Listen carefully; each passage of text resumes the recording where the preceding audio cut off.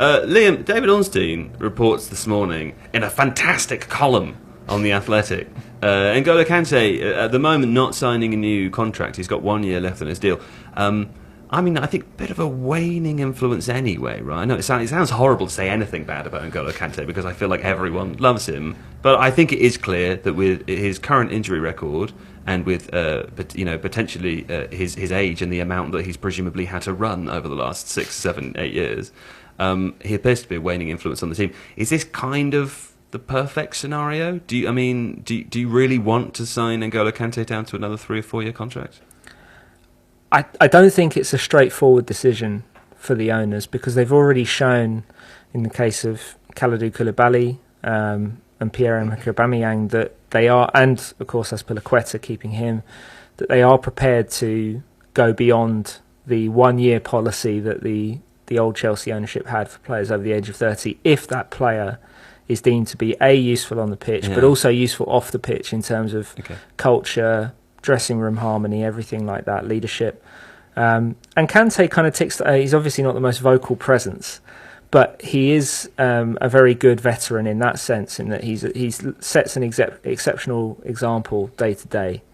And even on the pitch, it's kind of a bit of a dilemma still, because when he plays, as you saw against Tottenham, which was pretty much the only good performance Chelsea have had this season under Tuchel, he's phenomenal still. Yeah. He can still absolutely own a game.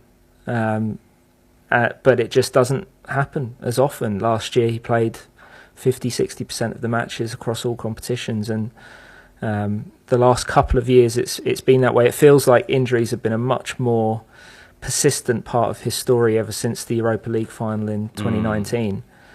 In terms of the wages that he's on, can I get a sense of like how highly paid he is within the realms of the dressing room? Presumably he's an upper earner, right? So until Romelu Lukaku signed, he was the highest earner at Chelsea. Was he really? 200, in the region of £290,000 a week. So this contract that they're offering him, can we assume that it is either for the same amount of money or less? I'm not sure. We don't know. I'm not sure. And I think that's another interesting aspect of the discussion, because according to David's information, Chelsea have offered a 2+1, similar to the deal they offered Aubameyang, with, I presume, performance incentives or maybe appearance incentives in that second year to trigger the third.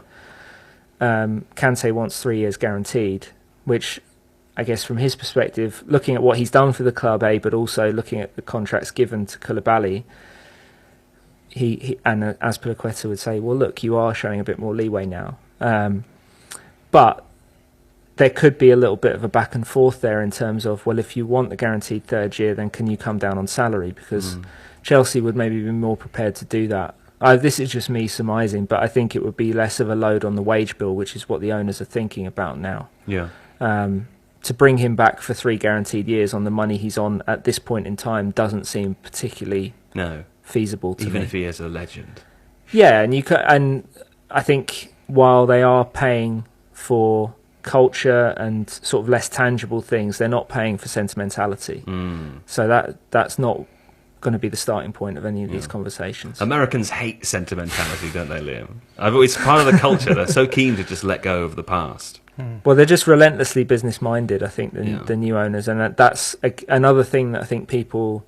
It's been easy to overlook because they've been throwing money around in the transfer market and £200 million net spend. This is not going to be the way things are going forward once there's a sporting director and a sporting structure in. Is that tricky for Potter? Because, I mean, they have just spent £250 million. And I know we're only a couple of months away from January. A very easy argument to make to Graham Potter that you've got all the players here that you need. And I would have thought one of the, part of the interview process would have been, do you think you can work with the squad that we have? And I imagine Graham Potter would have said yes. But we've seen a lot recently of managers just buying players from clubs that they've previously managed. Do you think there's a chance at all that Potter might be looking back to Brighton in January to pick someone up? I don't know. Well, he sent Cucurella on ahead, didn't he? There you go. So he's already got one. The scouting party returned successful. I would be surprised if that happened. I think if Chelsea went in for any Brighton players, then it would have to be a decision based on that player's merits. But the conversation had with Potter would have been, you're a head coach, can you coach this group of players? And when they're talking about this group of players, they're not just talking about the senior squad, they're also talking about like Carney Chukwuemeka, Cesare Casadei, these young players that they've spent a lot of money to bring in.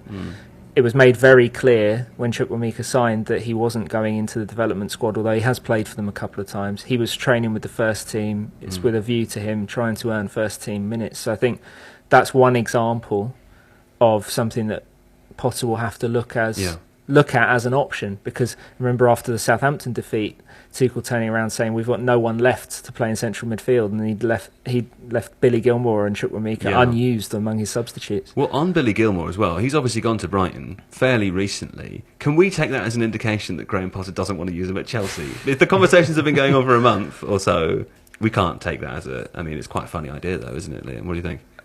My understanding is that I think in the conversations that Gilmour had and that Gilmour's people had with Chelsea before going to Brighton, it was sort of intimated that, look, stick around, see what happens, the situation could change. Yeah.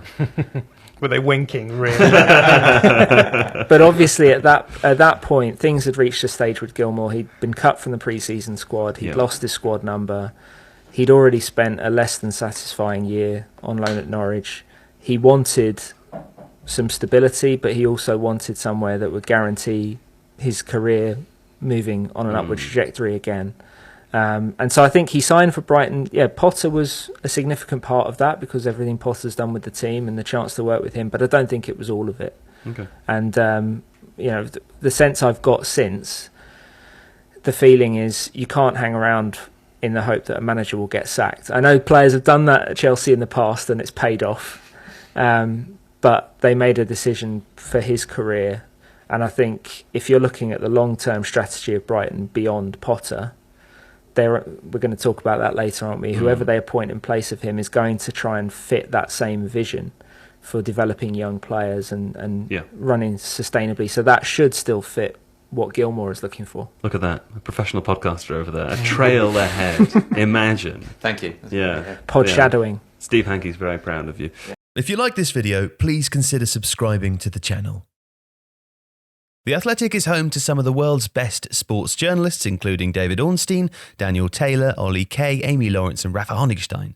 There are journalists dedicated to each Premier League team, so every fan gets the coverage they deserve, not just the big clubs. And you can try it for free now for 30 days. See the link in the description.